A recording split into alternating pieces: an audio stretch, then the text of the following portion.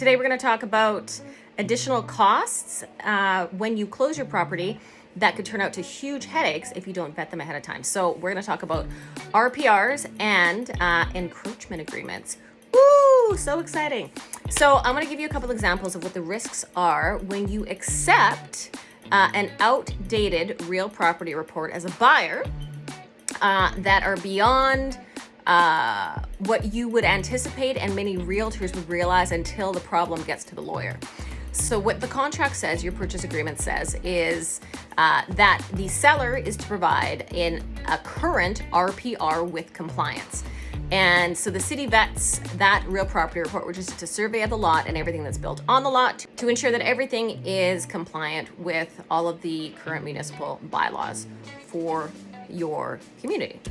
In many cases, what happens is many sellers do not want to upgrade their real property report. So if there's been no changes to the property, no problem, right? It's okay to accept something that's outdated because there's been no changes, so there's no risks associated. So if you have compliance and an RPR that might be 20 years old, if the homeowner has anything like rebuilding a fence, like adding an addition, rebuilding their garage, adding a deck, whatever the thing is, then you are A-OK. Anything that encroaches on either side. So let's say that it's the seller's fence encroaches on city property. It was built too far out. Or the seller's fence encroaches on the neighbor's property. Those require, in order to have compliance, encroachment agreements.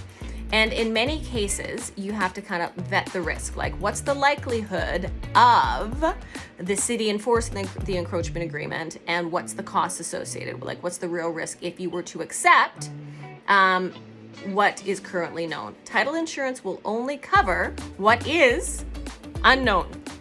So if the seller has disclosed that there is an encroachment agreement, title insurance doesn't cover you.